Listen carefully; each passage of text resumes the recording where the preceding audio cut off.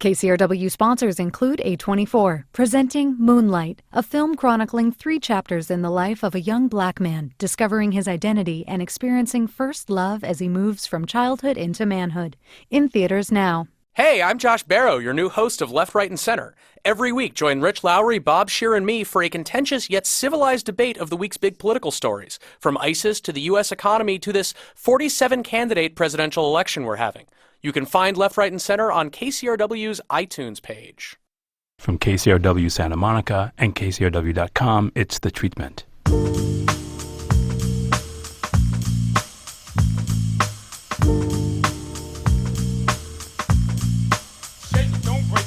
The Academy Award-winning director of An Inconvenient Truth and He Named Me Malala. Ladies and gentlemen, please, Mr. Davis Guggenheim.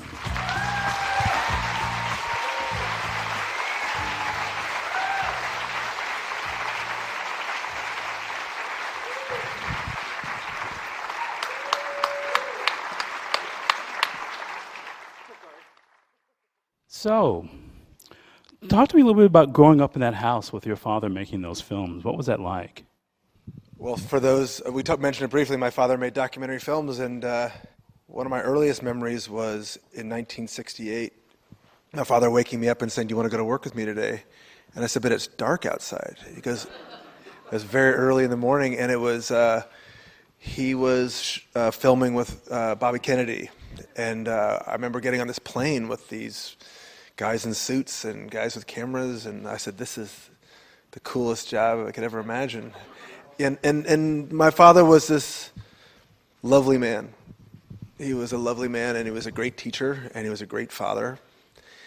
And he felt very passionately about the movies that he makes, the movies he made, and that sort of came through. And the kitchen table conversation was about, storytelling, and that if you're going to be a storyteller, it better be for something good. Well, that's why I mentioned the Little Rock film, because it's, in addition to being a piece about an issue, it's a really great piece of storytelling. And he gives us an emotional point of entry in all those films. In fact, that Bobby Kennedy show is a really beautiful piece of rabble-rousing. It really sort of gets you excited about the possibilities, doesn't it? Yeah, and I was a sort of an angry college kid and post-college kid, and I would talk about the films I wanted to make. And we'd sit around, and he would never tell me what to do, and he would never give me advice. He was very gentle. But I would talk about some issues, and he goes, "What's the story?" And he goes, "The issues are important. The issues were what we talked about around the table, but your movie better have a story." And at the core of that, and story is so broadly understood by so many people in this room, and by you, and by me, so differently. We all project a different thing on that, but for him, it was, he always used to say films are about people. And as much as you're making a film about this and this and this and this, films are about people. And he had passed away before I made Inconvenient Truth. He had seen my first film about public school teachers. And the first documentary I made after he had passed away was about Inconvenient Truth. And I just remember, and it was fresh, his death was fresh.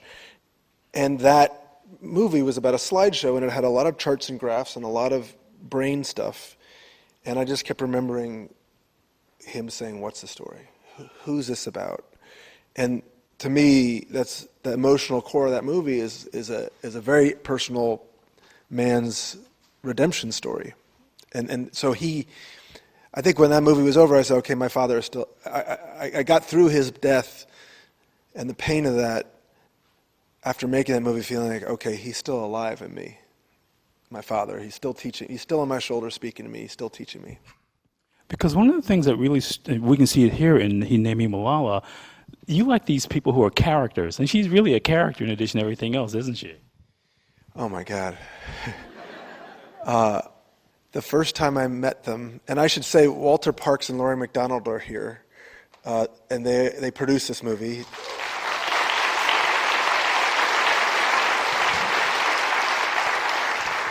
I should say, in the spirit of this movie, thank you for the house lights. There they are.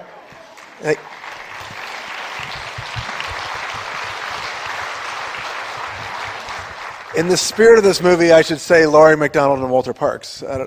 But Laurie's mother is here, so welcome, Miss McDonald. they asked me to do this movie, and I said, let me read for a few days, and I said, it has to be more than this story about a girl who got shot. And very quickly, I immediately, and I went to their house 3 days later and said, this is a father-daughter story. I want to make a father-daughter story. And there are two other people tonight, Stella and Agnes, who are my daughters. And I want the movies I make to play on me. I don't want to be dispassionate. I want to be passionate. I want the movies to play on me.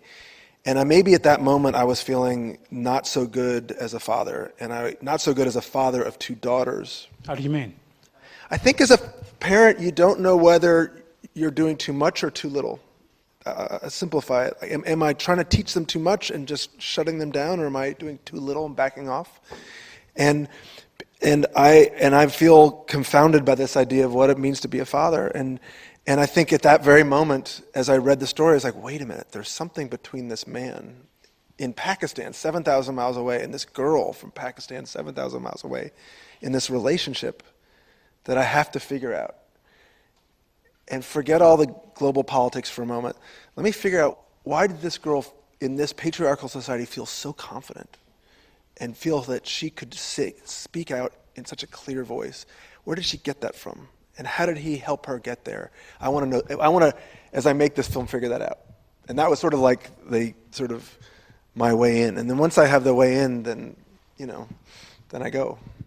As you say that, one of the things that sort of happens in all these films, and we even get that in that first film of yours, is people figuring out that they're kind of these crisis points, and people figuring out who they are. And it's very different here, because this is a young person who's still becoming what she's going to become, but she had this voice so early that it feels like it must have been kind of daunting in that way, because she's at this incredible power at such a young age. Well, and this is the early conversations with Laurie and Walter, is she's named after a girl, a legendary Pashtun girl who speaks out and is killed for speaking out. And she speaks out and is almost killed for speaking out. I mean, what does that say about who she's going to become?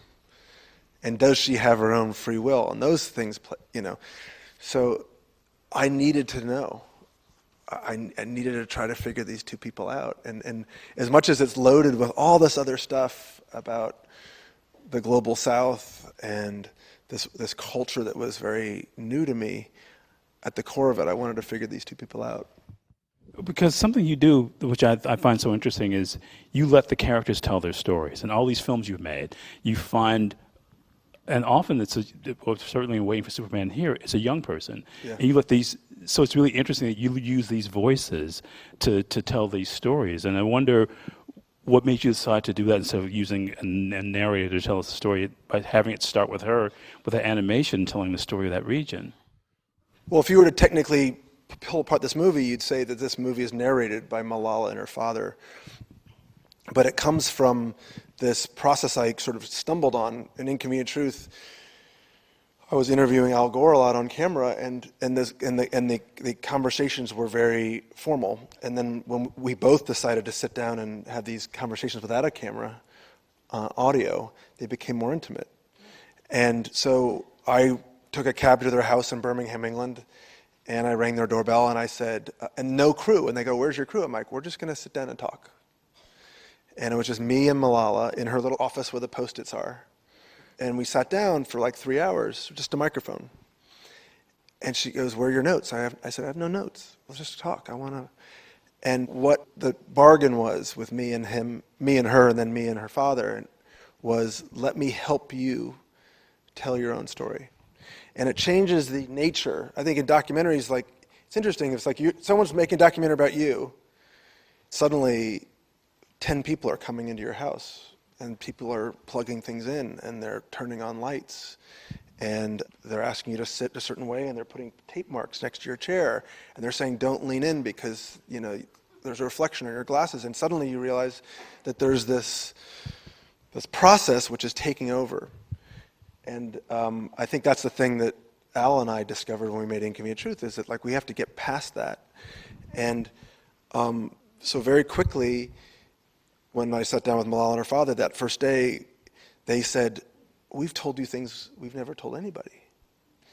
And some of these things were the story of her mother selling her books for candy, or the myth, the Pashtun story of Malala, who she's named after. And through those conversations came a lovely, rich tone that I realized could only be done through animation. And I wanted to capture that tone, which was the opposite of sort of what I was used to seeing from that part of the world.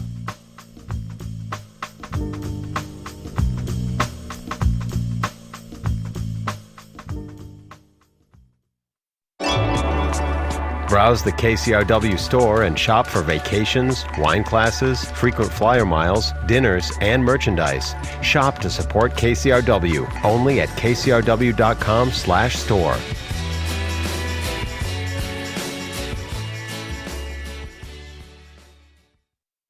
But it's also, especially documentaries of the last 20 years or so, have the filmmaker in the middle of everything. And we see that presence sort of leading us through. And you've made this choice to break from that and to make these films that are much more intimate. Yeah. And I just wondered if that was something you arrived at through Inconvenient Truth, or was that something in the back of your mind that you kind of always wanted, that you figured had to be in these films to make them different? I don't have a master plan. In Waiting for Superman, I narrate the movie, and it's basically an editorial. I feel like that movie's an editorial, and my opinion is in it.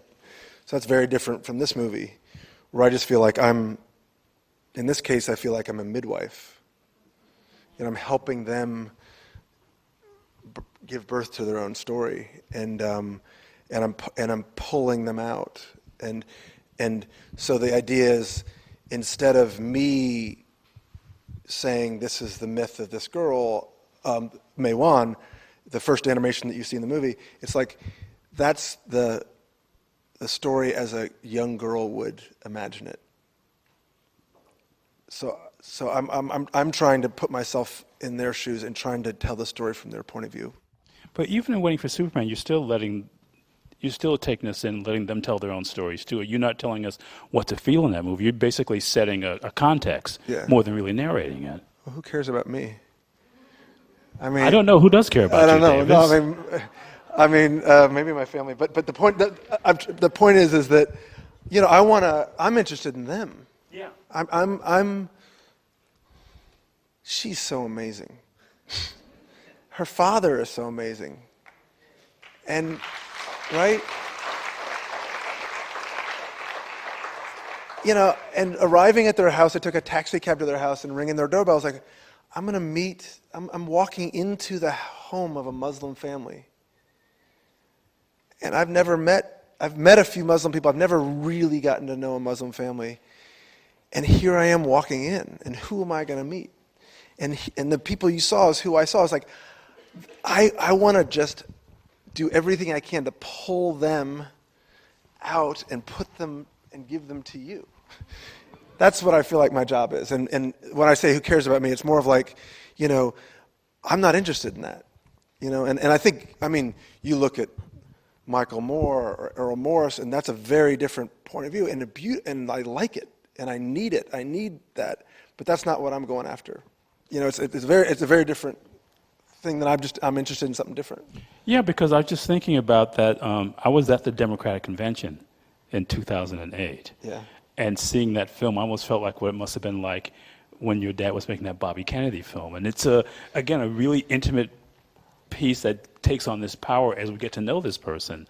And I feel like that was almost kind of this crucible, this foundry in which you were shaped, just sort of the power of a person telling their own story. Right. I mean, that was an amazing night. That was an amazing night. That was 2008, Barack Obama's first Democratic convention, and it was exactly 40 years, almost to the day that my father made a film about Bobby Kennedy, and he had been assassinated only weeks earlier, and so that was very intense and meaningful, and the feeling that Barack Obama was sort of a continuation of Bobby Kennedy's story. I mean, talk about what it felt like that I can't talk about, I almost get sort of teary-eyed, talking about what it felt like to be in that stadium with those people and just to feel the shift in the world. What was it like for you to shoot that and then see it play in front of these people who were waiting for this thing to happen? It was Denver. It was August? Yeah. And the light had just come down from the sky, and there was about 70,000 people. And it was right before Barack Obama came out on stage. So it was the film that played right before he came out. The film ends, he walks out. There's no words can describe it. It was a magical night. What did you want to do? I mean, because again, I just can't help but think about that previous film, the Bobby Kennedy film. It's just about this story being told by people who are waiting for, you know what I mean? Waiting for this moment, this epical moment of change. Well, so the morning that my father woke me up to take me on the plane with Bobby Kennedy, I remember that very clearly. And then I remember months later, I was 5 years old, so I was sleeping in between my mother and my father, and the phone ringing. And we were in Washington, D.C., so it's 3 hours later. And I remember my father going to the phone and collapsing to his knees and breaking down into tears. And that was him hearing that Bobby Kennedy had been killed. And my father was doing the media for his campaign. And so suddenly his job shifted from doing the media for his campaign to making a memorial to this man for the convention that would be months later. And that in that convention, which was as well documented, was chaos and riots and anger, and they played that film in the convention hall in Chicago, and there was nonstop singing for an hour. And it was this culmination of the life of this one man. And so I can't describe what it was like in Denver, but to feel like Bobby Kennedy was alive again in this new candidate who had all this hope was pretty special. Yeah, I mean, these emotional journeys that these films are about, and there's so often these journeys of discovery. I mean, we still get that here. I mean, somebody who's still discovering herself.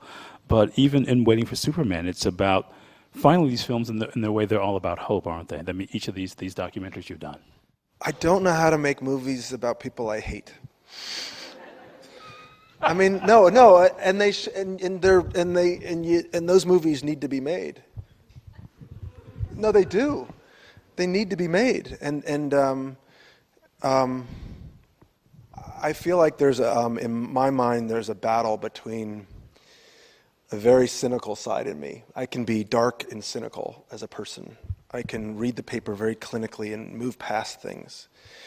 And then there are moments when my heart opens up. And there's a battle with me between that, and yes, my wife, Lisa, is here. You know, I can get dark and cynical, and then I don't want to be that person. And I want my work, because I've also, I've done some dark work, especially when I was younger, and I go home feeling more dark. And so when I do the opposite, when I tell a story that opens my heart, this story opened my heart. Getting to know this Pashtun family opened my heart. And if that happens, I'm a happier guy. I don't know. but so. No, that makes sense. Because that's the sort of therapy. I didn't realize this was. I owe you $100 for an hour, or yes, you do. Yes, you do. But I didn't realize this was gonna. I didn't either. Now I'm really scared. But let's move on, Joe. Okay. Because I think what happens so often in these films is there is this moment of sort of like happiness, of sort of peace. Yeah. Just thinking about what becomes a kind of a generational conflict, and it might get loud. Yeah. And not only generational, but also basically sort of these different countries, really. I mean, it really is like these three things coming together. But there's this moment of happiness, and they kind of all realize that they're working towards the same thing. Yeah. And just seeing her in that house, we see who she really is. Yeah. And I just think about being in those houses with people, being in those houses and waiting for Superman, and getting to see what people are like when they're away from everybody else. Those are the moments in the movies I love, when they become really intimate about who these people are. Yeah. And it's got to be about you winning their trust. Yes. Yeah, and I didn't know what they would think of me. I mean, the third night of filming, Ziauddin, Malala's father, grabbed my hair and said, "What would he do with your hair?" He said, "Is may I touch it?" I'm like, yeah. Is it real? I'm like, yes, it's real. They literally thought I was this alien from Los Angeles. But then they were lovely, and interestingly, I think because of reality television, because of selfies and Facebook and everything like that, I find shooting in America, in the West, people are so in control of their own narrative. They're putting their story on Facebook, they are already sort of like writing their narrative or their press release. And so when you go in to tell their story, they're already editing for you their narrative. And so you're kind of battling, or not battling, but kind of wrestling with the baggage that they bring to the conversation. And this family was the opposite. They were completely an open book. And, Malala saying she hits her younger brother, and the older brother saying, "I'm mom's favorite," and it was so refreshing to meet a family that just totally let me in. And even though I'm this oddball, after a couple of days, they're like, "Come on, you're a part of the family," and that felt really good. But what's it like then when you deal with people like Barack Obama or The Edge or Al Gore, who got by the time they get to you, they have created these narratives, and half the questions you ask they've been asked a bunch of times before. What is that like to do those kinds of projects? Well, you're telling a story about someone people think that they know. And, I feel like I'm battling with the first page of the Wikipedia article. The girl who got shot and won the Nobel Peace Prize, and then you read that and you move on. And so part of it is doing these very intimate interviews without the camera, is being there a lot, pushing them really hard, asking really tough, candid questions, and pushing them to open up. So there's like layers of this baggage that you sort of have to get through, and there's no secret to do it other than knowing that you have to do it and find a way.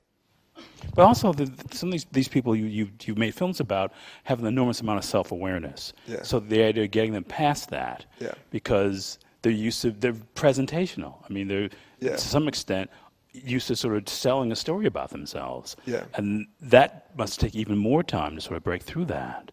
Yeah, it does. And sometimes it's why I put my question in the movie. I say to Malala, you don't like to talk about your suffering. And she sort of doesn't answer the question. And I say, you're not answering the question. And part of it is her non-answer is an answer. Her avoiding is also the answer. And so that's me trying to just drill in. And you have to include the silence too, because she's earned that. I mean, Yeah. if it's just her talking all the time, that's not Yeah. an honest representation of who she is. That's right.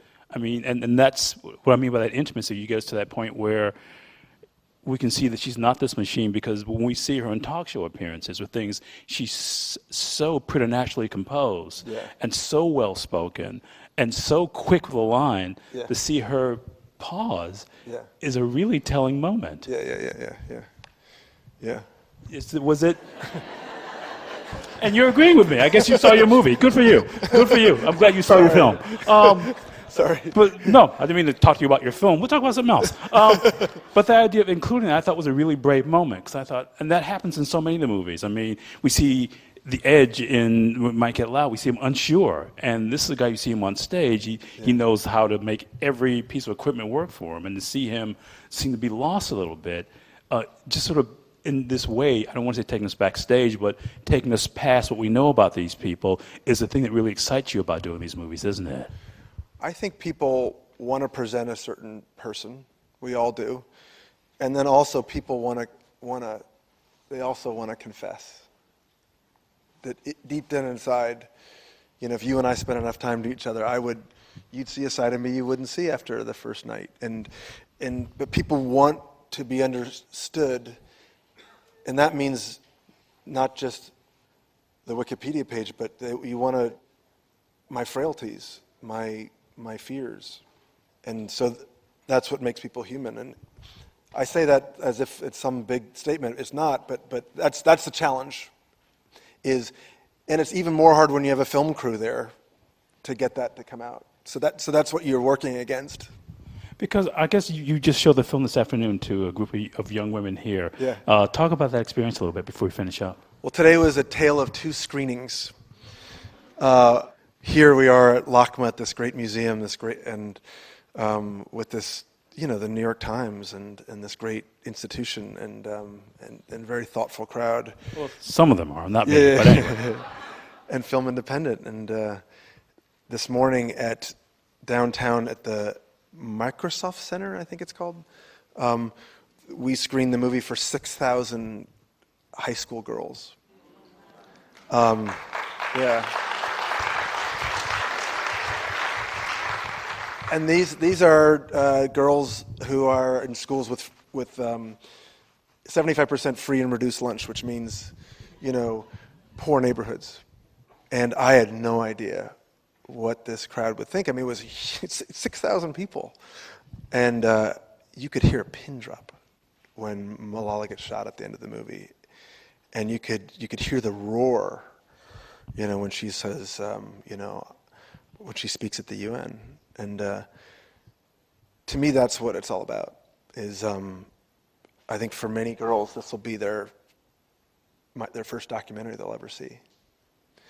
And they'll see an ordinary girl who makes a choice to speak out for what she believes. And how cool is it that those 6,000 girls saw that? How cool is it that my daughters tonight see that? And that, to me, that's the reason why I do this. Well, anything you can do to keep... Thank you. Yes, please. Thank you. Anything you can do to keep young girls from watching Keeping Up with the Kardashians is okay with me. Let's thank Davis Guggenheim for being here tonight. Thank you, Elvis. The great Elvis Mitchell.